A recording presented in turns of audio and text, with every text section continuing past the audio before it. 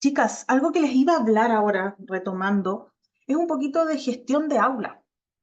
Y la gestión de aula, la verdad que no la vemos mucho en profundidad, pero sin embargo, es como yo gestiono mi aula para poder, y ahora estamos retomando el contenido, para poder realizar una correcta sesión de clases, también adecuarla a lo que es mi planificación y por sobre todo lograr lo que es el clima de aula.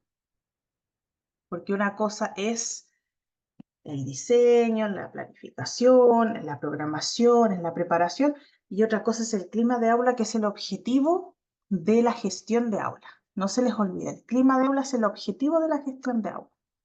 Y para ello también están la disciplina y las normas dentro de la gestión de aula. Por ejemplo, cuando yo establezco normas, debo tratar de que tengan un componente positivo, o sea, que si las cumplen, les va a beneficiar en eso. Cuando yo trabajo mucho con estímulos materiales, chicas, no es lo correcto porque los niños, ¿qué pasa? Que vamos configurando diagnósticos, trastornos. Por ejemplo, el disociar, negativista desafiante, que yo quiero esto, que quiero el dulce. No, entonces vamos a trabajar más que nada con componentes, refuerzos positivos, pero emocionales. La proximidad física, cuando vean que hay un niño que insiste mucho en la sala, que se para, se sienta, yo voy a acercarme a él y le voy a decir, parece que quieres decir algo, cuéntame. No voy a ser un factor predecible, chiquillas, porque lo que pasa es que muchos colegas, no tanto los asistentes de aula, porque para mí muchas veces los asistentes de aula lo hacen mejor que los profes, sinceramente. ¿Y qué pasa? Que les llama la atención ante todo el curso, ¿o no? Como ante todo el curso. Y eso, al menos para un clima de aula, no lo fortalece, disminuye la participación. Si un niño me quiere participar y dice, no, que yo quiero estar la duda, yo digo, mira, agradezco que tú tengas esa duda, es porque quieres aprender, porque siempre está el niño que se ríe porque no leyó correctamente, se trabó en la sílaba, etcétera, y está el otro que se ríe. Entonces, ¿qué es lo que hago? Yo no desvalido, ni, a ver, no desclasifico al otro niño, lo descalifico. Y al niño que quiso participar le digo, mira, qué bueno que quisiste participar, te lo agradezco. Entonces ahí como que al otro lo dejo más sin efecto. Hay que mantener la calma y como dice acá que esto es muy efectivo, chicas, y cierto, porque cuando yo empecé no sabía esto. Y yo gritaba mucho y ve que cállense esto en vez de empezar con un inicio que no necesariamente tenga que hacer yo, fíjense, sino que empezar con una canción, empezar paseándome, empezar haciendo un sonido que les llame la atención, empezar atrás, no adelante, mirarlos, irme paseando porque los niños se demoran en ponerse el delantal, que esto, muchos niños, claro, les cuesta retomar en la mañana porque toman medicación. Ese es otro tema que no hablamos, pero si ustedes alguna vez han tenido niños que se han quedado dormidos en clase por exceso de medicación, y esto cuando las dosis no son las correctas, fíjense que también hay exceso de medicación. Entonces, ¿qué pasa? Que actúa en tus neurotransmisores y los... Y yo tenía, claro, ¿qué pasa? Que hay niños que ya no, en su momento se quedan dormidos y decían, ay, pero no te está molestando, ¿no? Pero igual necesito que esté activo, no para allá, claro, pero activo participando. Entonces, cuando yo reacciono de una manera tranquila y no un comportamiento desproporcionado, chicas, es mucho mejor. Y eso cuesta. Yo entiendo que cuesta asimilarlo. Entonces tengo que pensar, ¿qué pasaría si no interviniese? El niño seguiría gritando, seguiría haciendo esto. Entonces voy a pensar, ¿qué pasaría si no intervengo? Va a seguir, entonces voy a decir, por favor, mira, se escucha fuerte. No el resto quiere escuchar, sino que uno puede decir, el profesor le costó hacer la clase, estuvo hasta altas horas de la noche, le costó, no durmió bien. ¿Qué sientes tú cuando no duermes bien? Uno le conversa así a los niños con la técnica del mensaje yo. El adolescente no te toma, no te asimila mucho esa técnica, pero el niño un poquito más. Y eso tengo que pensar, ¿qué pasaría si no intervengo? Eso como un tip. Y de hecho, como otro consejo, chicas, dentro de gestión de aula, tenemos que parafrasear lo que dijo el otro niño para generar este efecto espejo. Hay muchos niños que comienzan a aumentar de poder, pero no porque ellos quieran, sino por situaciones dentro de su experiencia. ¿Y qué es lo que pasa? Que ellos se dan cuenta cuando tú los haces hacer clic, cuando tú repites exacto lo que dijeron, y los niños dicen, ah, verdad, me equivoqué.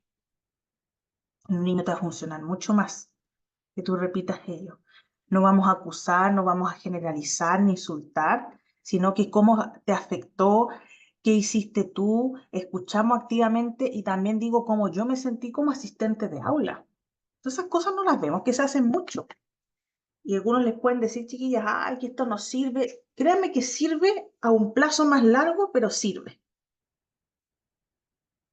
La escucha reflectiva es cómo te afectó o en qué específico te afecta. Decirle a los niños para que empiecen a reflexionar, porque a los niños se les busca que reflexionen, pero no se les enseña cómo. Yo hago un niño reflexione, cómo te afectó, en qué te afectó, le hago preguntas, es una hermenéutica la reflexión. Los niños le dicen reflexione, ¿y cómo lo hago? Lo que les quería mostrar, chicas, miren, antes de ver esto, es algo bien interesante que es el diseño de aula, para que lo consideren. Ahí les dejé más arriba mi WhatsApp, igual estamos en contacto, chicas, y hay algún dato de trabajo ahí para, me acuerdan, a ver si encuentro. Miren, siempre lo muestro en los cursos. Estos diseños de aula, la importancia del diseño de mi sala para favorecer la atención, y esto es parte de gestión de aula, para favorecer la atención, favorecer también la concentración y para favorecer el trabajo en equipo.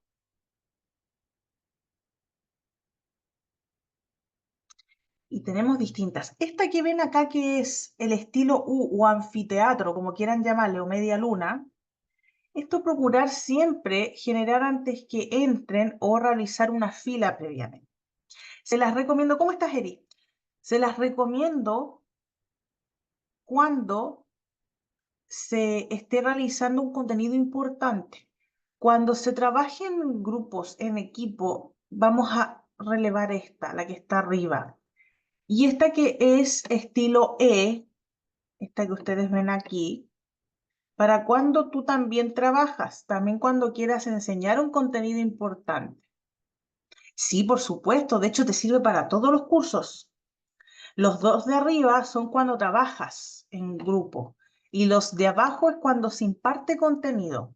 Y si se dan cuenta, chicas, los niños se acuerdan del día cuando los ordenaron diferente, porque para ellos ya incurre en algo distinto, en algo donde estoy más cerca de mi amigo, de mi amiga, pero es diferente y al cerebro le llama la atención la sorpresa y le queda en el hipocampo, chicas.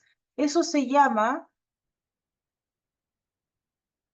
apostar acá por el aprendizaje a largo plazo. Entonces, ¿se acuerdan los niños? Ah, me acuerdo cuando las tías nos ordenaron de esta manera.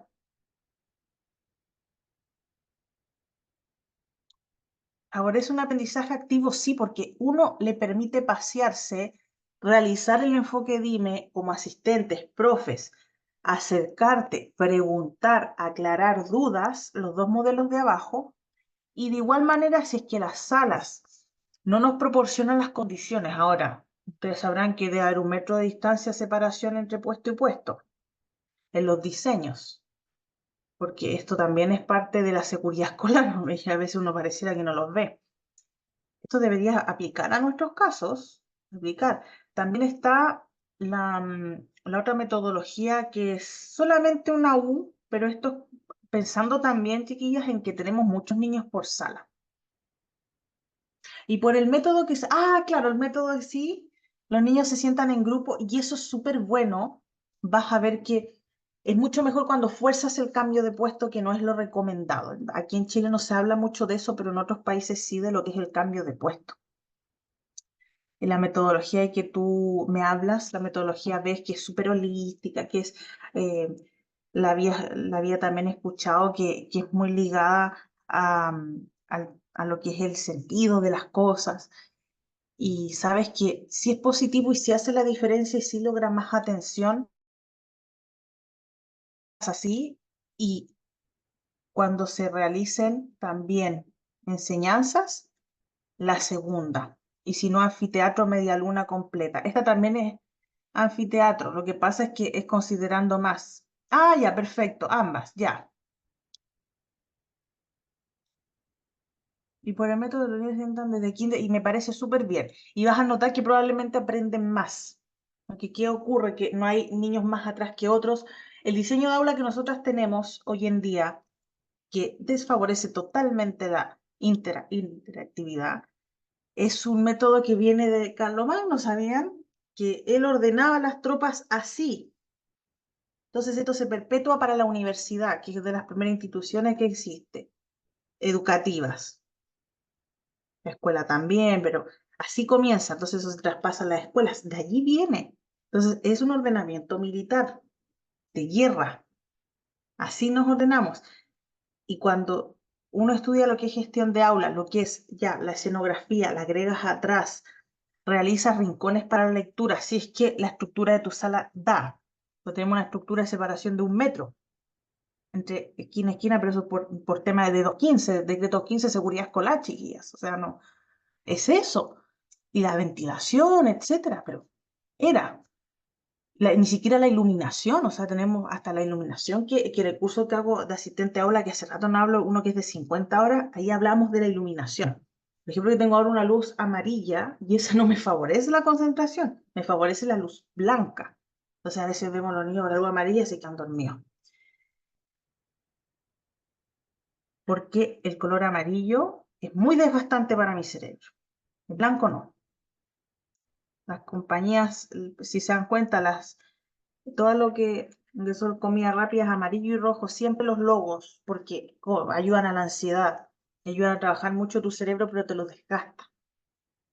Es de alerta, los tutores son rojos también.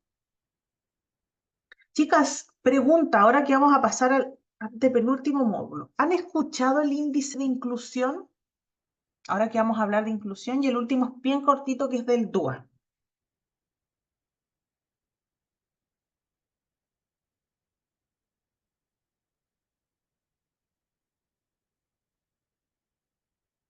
¿Sí? ¿Les suena el índice de inclusión?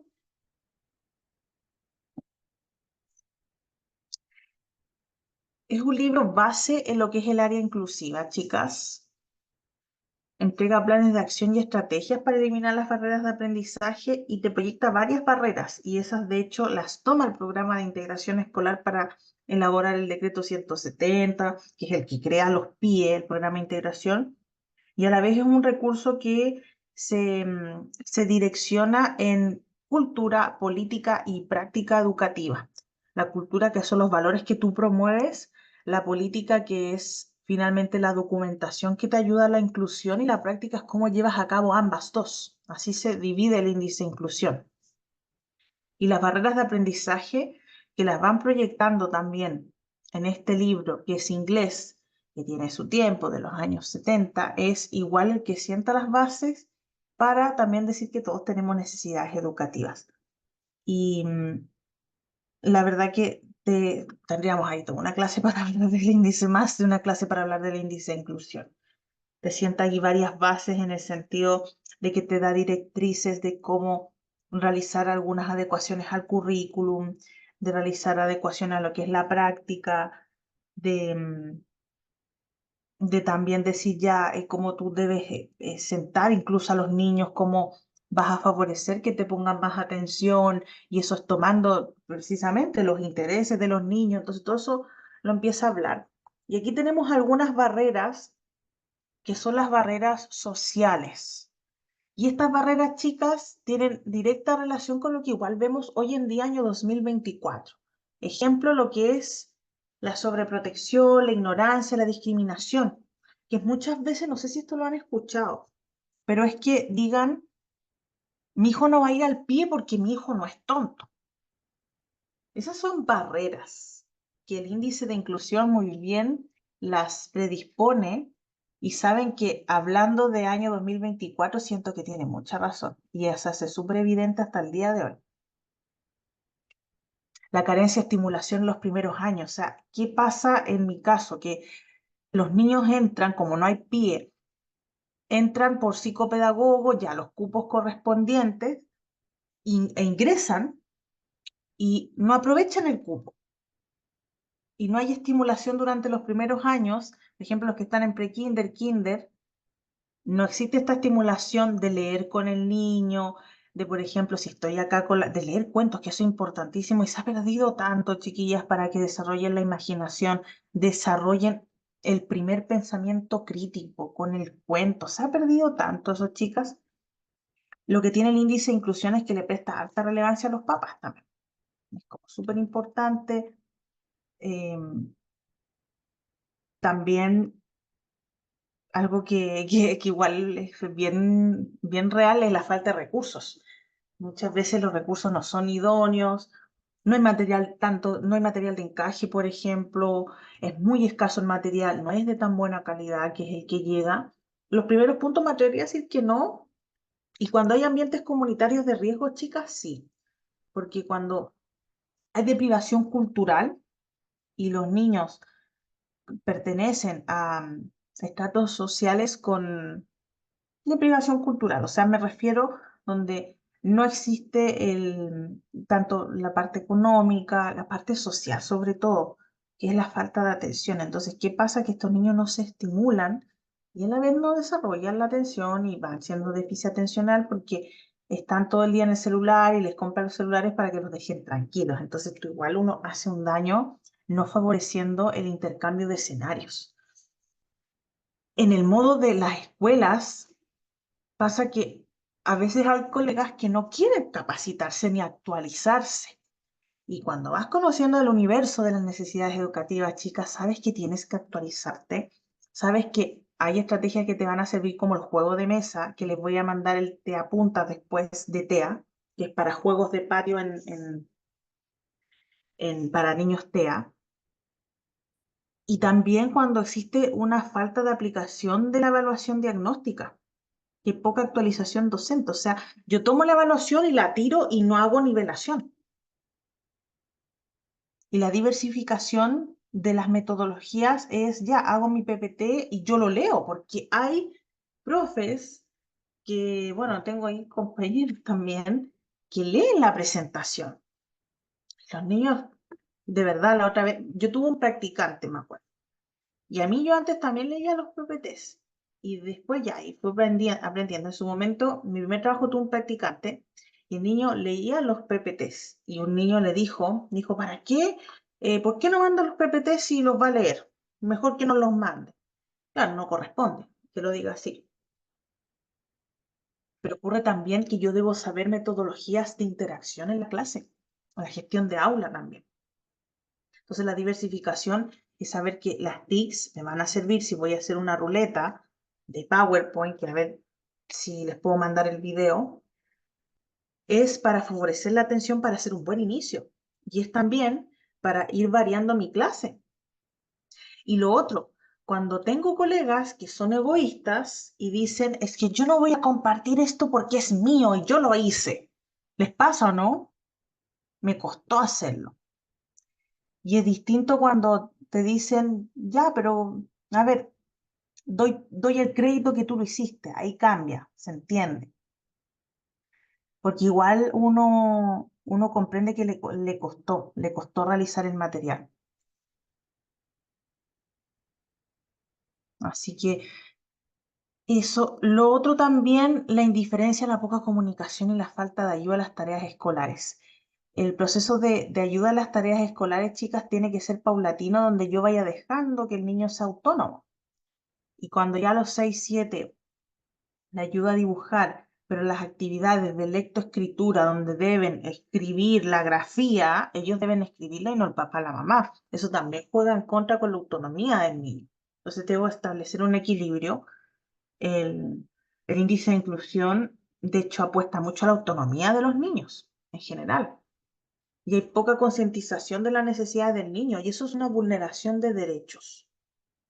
También en las barreras, chiquillas, físicas y arquitectónicas, no arquitectónicas, tenemos también cuando hay ausencia de vías de acceso adecuadas, que eso lo tenemos, afortunadamente sí, pero no hay aulas bien ventiladas, mal iluminadas, con poco espacio, porque el metro, a ver, esto lo hace un pensionista de riesgos, que es el metro aquí de distancia, bien, para que haya movilización segura, pero las bancas apropiadas no las tenemos, en mi caso no hay bancas de zurdos prácticamente, bancas para chicos que tienen TDAH, déficit atencional con hiperactividad. Imagínate, si yo tengo unas bancas que trajeron aquí que son como máquinas de hacer ejercicio, el niño va concentrándose porque va regulando el área que no tiene controlada, que es el putamen, que es el movimiento. Entonces le ayuda a estar ahí en movimiento. Igual que las escuelas que están súper cerca de vías, las escuelas del centro, yo soy de la quinta región, por ejemplo, hice mi práctica en la escuela 3 y ahí pasan las micros, está cerca del Congreso, está la Feria de las Pulgas, ahí hay hartas cosas y eso igual es una barrera. Chicas, preguntan, ¿escuchado el término necesidades educativas especiales? ¿Por allí les suena así?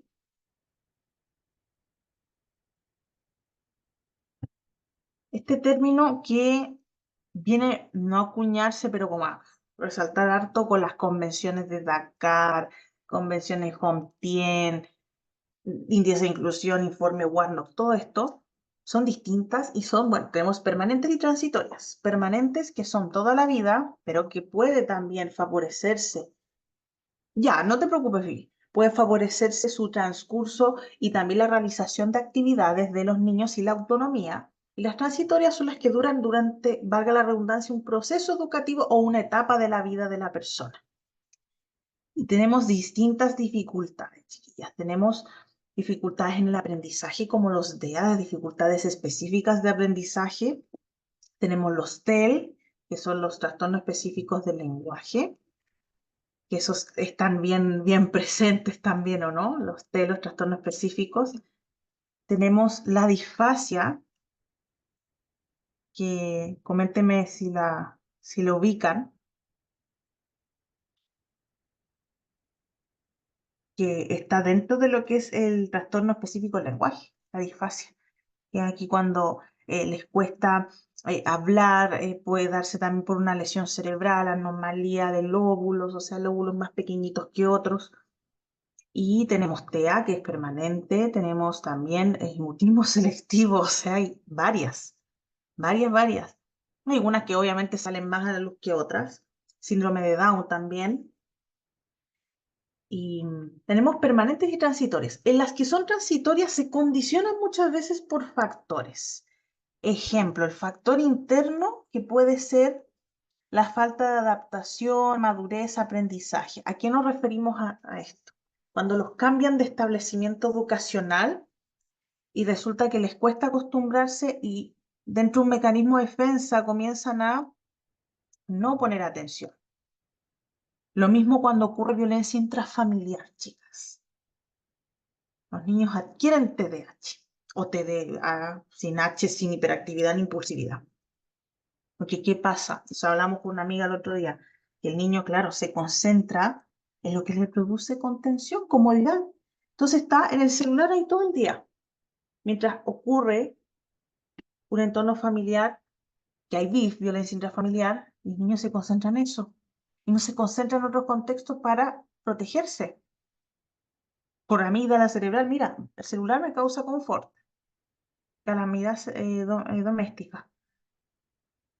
También deficiencias sensoriales y físicas, que es algunos casos cuando ocurre la dislalia, por ejemplo, no la dislexia, la dislalia, que es cuando tenemos dislalia por sustitución, por omisión, que es un tipo de TEL también, que es la dificultad de la articulación de los fonemas. Y los factores externos, cuando a veces yo tengo un profe de matemáticas que es aburrido o que es estricto y eso me genera una barrera. Entonces yo no presto atención porque me traduce estrés, no dopamina, y el estrés disminuye mi concentración y mira, voy teniendo déficit atencional o una dificultad específica en esa área. Estos que están acá, chicas, el TYD ya no existe, ahora es TEA, todo es TEA.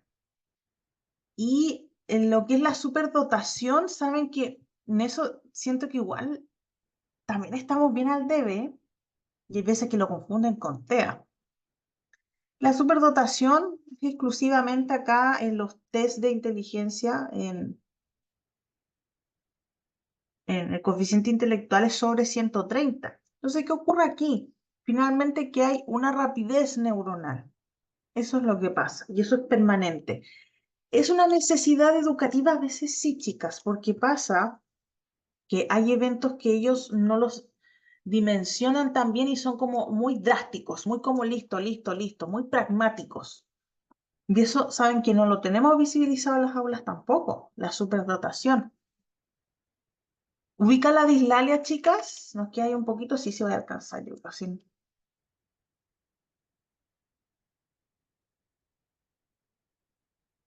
Exacto, Eri, sí, tienes razón. Se puede llamar TEA o SEA, sí. Condición o trastorno por espectro autista, sí.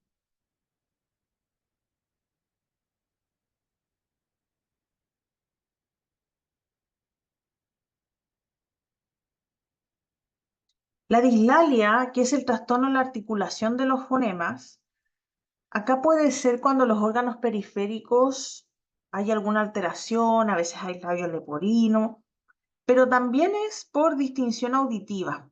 La dislexia es falta de decodificación, que eso la dislexia es transitoria también, la dislalia también, a menos que sea por discapacidad. Ocurre que confundo sílabas con palabras o números, y esto ocurre, chiquillas, porque tengo una afección en la decodificación, en el área frontal. Entonces yo puedo ver dislalia, pero puedo ver distalia, no dislalia. Eso pasa con la dislexia. ¿Cómo uno va ayudándose también para que la dislalia vaya en disminución? Porque tenemos factores ambientales, factores psicológicos. Los factores psicológicos, estimadas, tiene que ver con que le dicen, ay, perro. Por ejemplo, el perro, le dicen, pedo, sí, pedo, no, perro. A ver, el niño le va a costar decir perro hasta los 6 años incluso.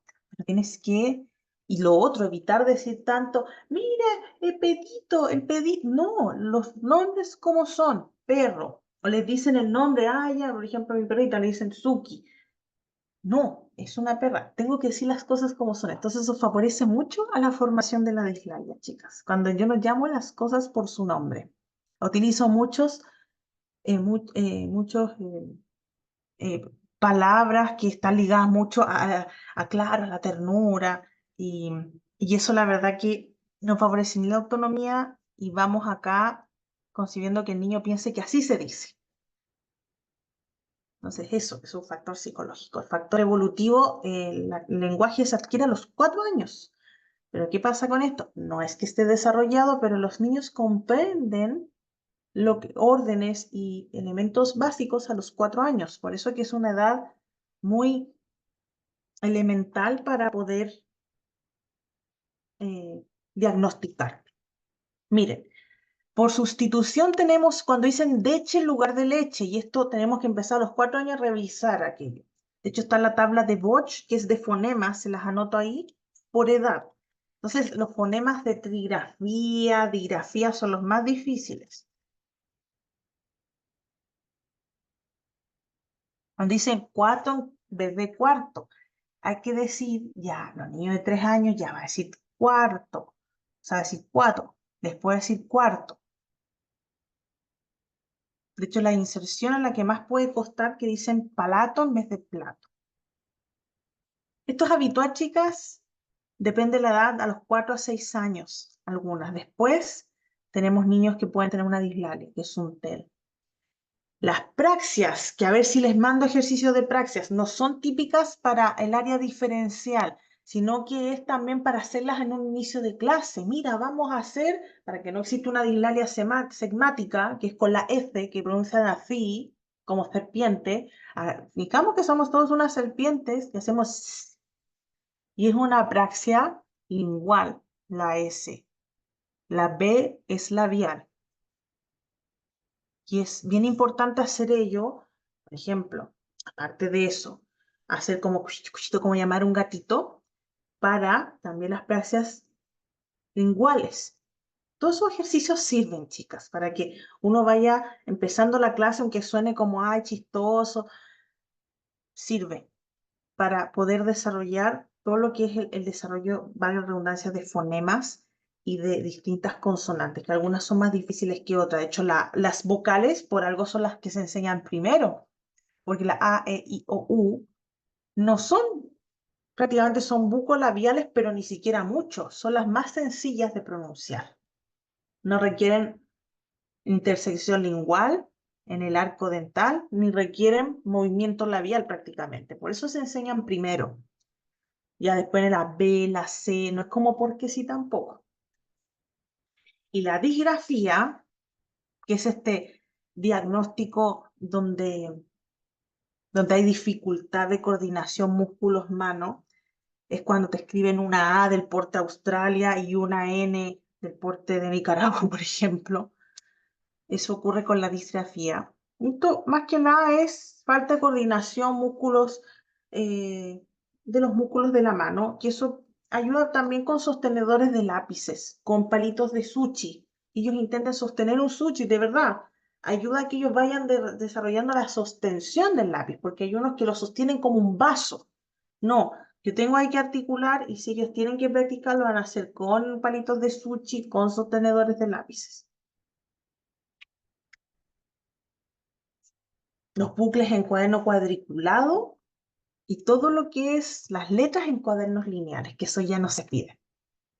Por eso es que también tenemos muchos niños con problemas de caligrafía. La correcta postura en la silla y ejercicios de laberinto y de relación. Así que por eso que hay que hacer hartos de esos ejercicios porque nos van a servir. Ah, esto era lo otro también de dislalia, chicas. ¿Cómo vamos? Sí, sí, voy a alcanzar ahí porque quiero pasar lo otro, no importa. Ahí sí me tengo clases después, pero ahí por último, si me paso, no importa. Ahí puedo hablar después. Puedo hablar, puedo hablar. Eso es lo que me interesa, chiquillas, porque el curso se me hizo súper corto. Súper corto.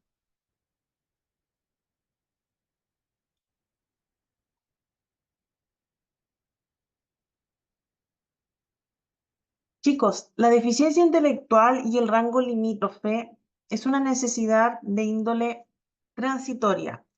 Al momento que nosotros decimos deficiencia intelectual leve, que ya estamos dentro de lo que es un IA, o sea, un coeficiente intelectual bajo los 86, pero entre los 76 y 86 es transitoria, ya después es permanente. Y las estrategias que acá nos sirven es realmente que más allá salen. Cuando hay un déficit intelectual, no realizar tantas preguntas de análisis, sino preguntas de comprensión y de identificación. Porque si vamos a realizar preguntas de análisis, vamos a tener que dar las herramientas, decir cuál es la idea principal, qué lo caracteriza, no es la que más se repite, sino que es lo que va a caracterizar el cuento o lo que va a girar todo el tiempo, la misión principal.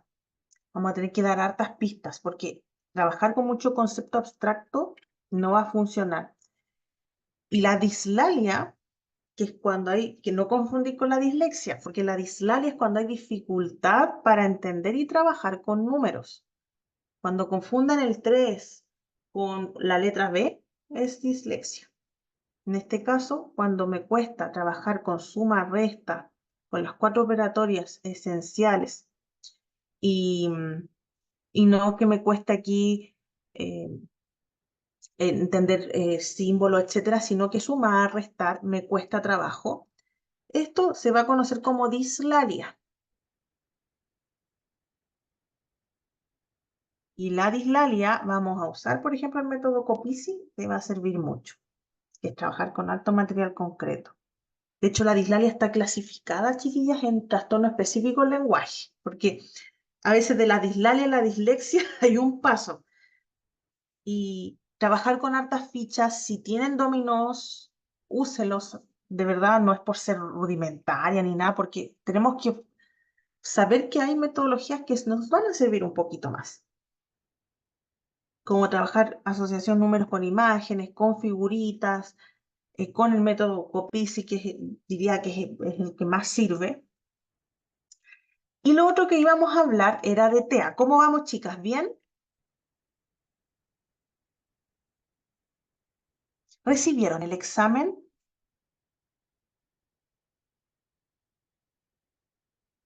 Chicas, yo les voy a enviar después para que si se me olvida me acuerdan. No importa que termine el curso. Les voy a mandar el material de TEA, porque nosotros hacemos un curso de TEA con Nestotec.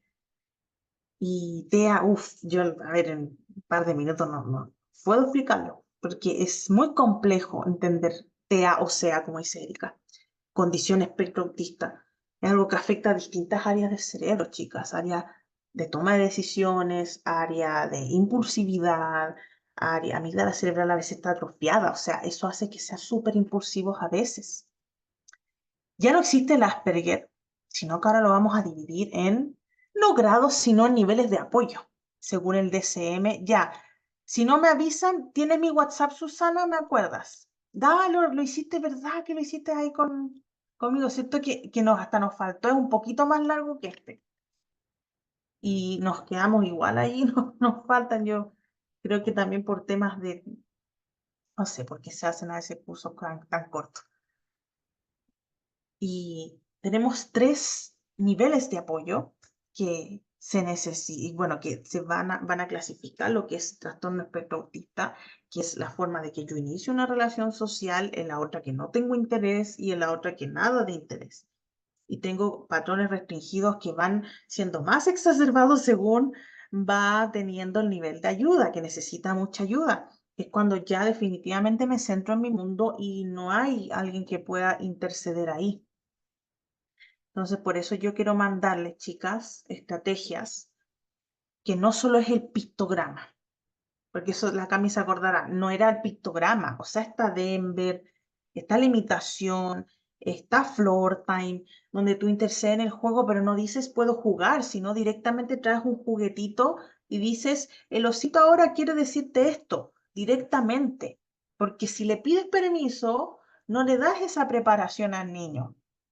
La agenda te va a servir, pero también te va a servir tu refuerzo verbal, ordenarte, decir que tiene que lo haga y que tiene que no lo haga. Hay veces que la anticipación no va a ser lo esencial, chicas, sino que va a desencadenarse igual. Y es ahí donde ya vamos a contener distrayendo, vamos a cambiar la demanda, vamos a llevar a un rincón. ¿Qué pasa si no se calma en ese rincón?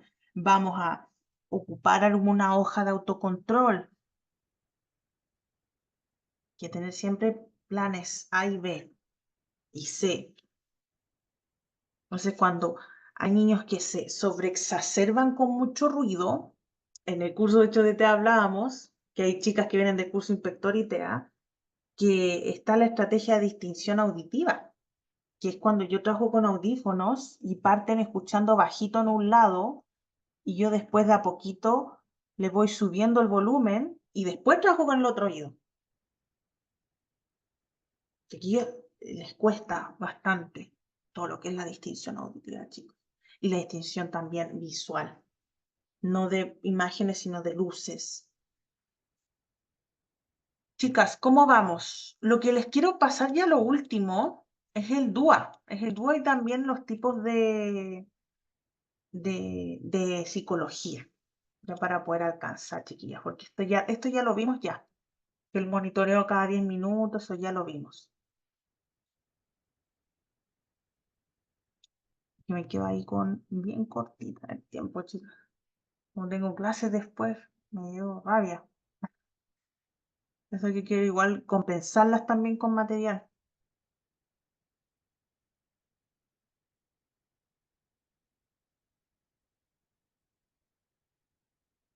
Chicas, ¿cómo van bien?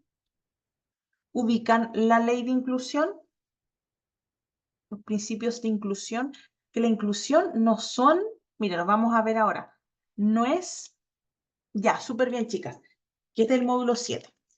La inclusión, chicas, no es exclusivamente, ya voy a ser inclusivo. No, sino es que los niños se sientan pertinentes, permanezcan y pertenezcan al sistema educativo, como pueden ver. Y con la actual ley de inclusión que nosotros tenemos, es que tras todas las medidas se van a tener que implementar todos las medidas de apoyo pedagógico que correspondan. Ahora, si es que no llegase a ser así, yo tengo frente a Ley Aula Segura diversos tipos de medidas que son agresión física con lesiones que yo puedo aplicar medidas. Medidas de falta gravísima como expulsión.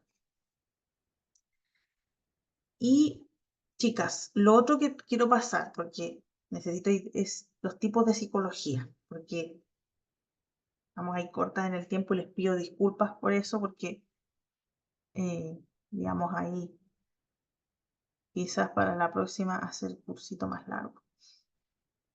Chicas, ¿les suenan estos autores? Aprovechando que estamos hablando de inclusión.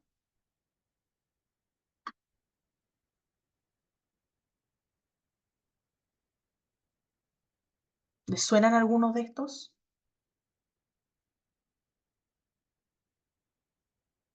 El primero, que es Ausubel, se relaciona al aprendizaje significativo. Y el aprendizaje significativo es que yo tomo elementos del aprendizaje a nivel personal, calidad personal y también intereses personales para que ellos aprendan, porque va a considerar directamente el hipocampo. Ausubel tiene mucha razón. Y por descubrimientos, cuando yo analizo, una estructura, un contenido, lo visualizo, lo trabajo, si es posible, experimento, analizo diversas estructuras, lo converso, también lo escribo, no solo lo visualizo, que es Jerome Brunner, que es el aprendizaje por descubrimiento. Bandura apuesta a lo que es el aprendizaje imitativo, que es yo creo que el que más deberíamos implementar en primero y segundo, que es cuando yo realizo un evento y el niño repite inmediatamente lo que se debe hacer y tú vas retroalimentando. Nosotros también que tenemos es el constructivismo, que considera la base, el saber inicial, las propias capacidades de los niños y vas conversando el aprendizaje. Como diría Vygotsky, la zona de desarrollo próximo. Es donde tú vas considerando metas pequeñas y, bueno, la meta máxima y estrategias que van subiendo a poquito de complejidad para ayudar a cumplir tu meta. Chicas, les dejé mi WhatsApp por si acaso. Y las inteligencias múltiples es que sería como John Dewey. John Dewey apuesta a que no solo hay niños que son buenos en las matemáticas, sino en el lenguaje, sino en el área emocional, en el área también de educación física. Y esto se debe también al factor experiencia. Si hay niños que adquieren bastante gusto por la actividad física, que hay un factor genético que tiene bastante que ver, pero también factor experiencia. Si yo jugué bastante, corrí bastante, pero a la vez me leían muchos cuentos, me hablaban de arte, yo voy a desarrollar tendencias a ello, porque es parte de la experiencia y esto es muy importante a nivel emocional. Ahora está muy de moda la película Intensamente. Y también está la inteligencia intrapersonal e interpersonal, que es la famosa inteligencia emocional, que también es parte de algo muy valioso. No sé si han escuchado, chicas, los estilos de aprendizaje. Y aprovechando de lo último que vamos a hablar, los estilos de aprendizaje hoy en día se cuestionan igual, pero siento que no se deberían cuestionar tanto, porque los estilos de aprendizaje, que es el kinestésico, el auditivo y el visual, van a también condicionarse por factor experiencia. Si un niño va a aprender más escuchando, es muy probablemente que le hablaban todo el tiempo.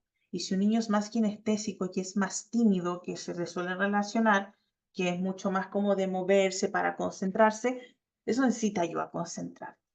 Pero si hay un niño que necesita ver a alguien moverse para aprender mucho más, o necesita ver videos, que es visual o auditivo, escuchar un podcast, es finalmente por la estimulación temprana que se van considerando esas maneras de aprendizaje. Y lo último, el diseño universal de aprendizaje, chiquillas, es el diseño que nos sugiere el decreto 83 en general a los establecimientos.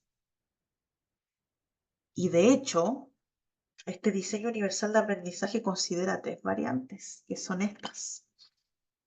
La primera, que por ejemplo Erika, si va a presentar un contenido, no va a ser un contenido que lo va a presentar solo visual. ¿Se acuerdan de la imagen de didáctica? Que salían ahí el planeta concreto, salía visual, salían un profesor que estaba enseñando. Principio 1. Y las planificaciones, chicas, que voy a ver si les mando el ejemplo que me mandó la educadora diferencial. Pero era la que estaba en la universidad que nos había mandado. A ver si se los mando del DUA, de una planificación DUA. A ver, este DUA ejemplo, ahí va, ahí se los mandé. Entonces, cuando ustedes planifiquen, si es que les toca ayudar en esa área, y les aparece abajito elemento DUA, sabrán que es uno de los 3 principios que tengo que incorporar. No es una planificación el diseño universal de aprendizaje, sino que es una metodología de enseñanza, el DUA. La acción y expresión se enmarcan súper bien con el decreto 83, cuando yo ofrezco múltiples medios para que muestre los aprendizajes. O sea, hay un niño que me va a mostrar una maqueta y otro me va a mostrar un trabajo.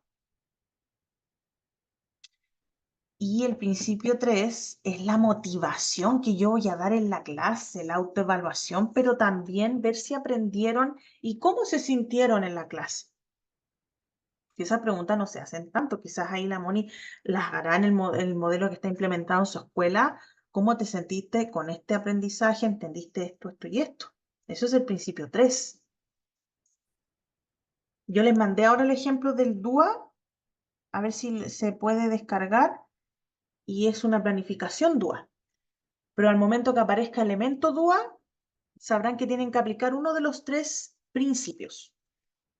Uno de los 3. Y los recursos de aprendizaje en abierto, ¿qué quiere decir esto? Que utilizamos material concreto, tecnológico, las 3 dimensiones de la didáctica, las vamos a utilizar aquí, porque es aprendizaje para todos y todas. El objetivo de la clase es para todos igual. Lo que ocurre es que los objetivos específicos son los que se van a adaptar, chiquillas, para cada necesidad educativa.